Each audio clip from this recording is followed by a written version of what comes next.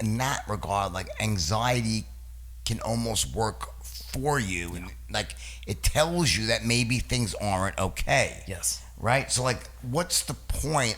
I guess there's healthy anxiety, which could be motivating. Like I'm a lazy bastard. My life, I'm anxious that my life is going to be terrible in 3 years from now because I'm not doing anything, to improve myself. I don't see any way forward financially. I'm in the same dead end job. I hate going to work. I hate getting up in the morning. I don't like the person I'm with. So is it almost like it's like, okay, well then, fucking do something about it, right? Is it sort of the idea that it's an alert? Yeah, absolutely. It's kind of like, your service engine light on your car. It's a little warning like, hey, you got to change something. So, right. Yeah.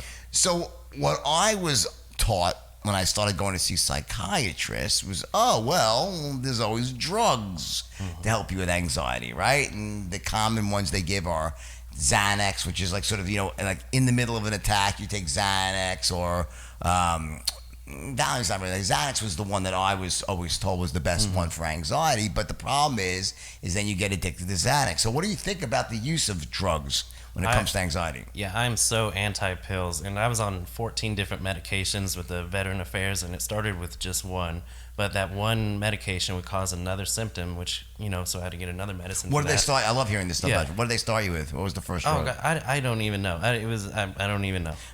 For me, it was Paxil at one point. It was like a serotonin reuptake inhibitor. That was sort of like, longer, like a little bit more subtle, but then the big, the heavy guns were Xanax, and I think Klonopin was another one, right? Yeah, but these all have a lot of side effects, right? Yeah, absolutely. Now, like, I just take a multivitamin, and my anxiety is, the lowest it's ever been. All right, now that brings us to a whole different subject here, which is marijuana. Yes. So it's seeming that the more research that's being done, the more we accept the fact that marijuana is not the devil weed, right? That it has all these different uses, whether it's, been shown to be very effective with kids with epilepsy. Yep. It's, I think, been shown to have a lot of positive effects, certainly with nausea and cancer, but also in preventing or stopping, or, I don't want to say it cures cancer or anything, but now with anxiety, now this is weird because in some regards, smoking marijuana can cause anxiety, but the right type of marijuana and the right dosage can actually stop anxiety, right? Yes.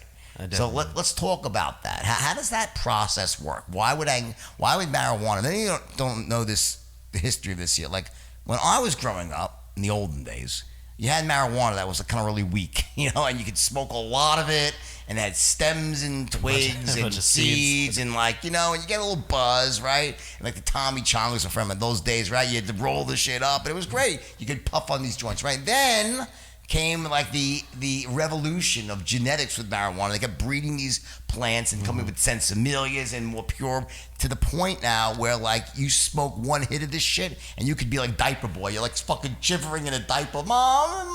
It's like it's so strong now, right? And I've seen a lot of people who you would think could are pretty secure people unravel with too much marijuana. There's like the newer varieties, right? Yeah. So how much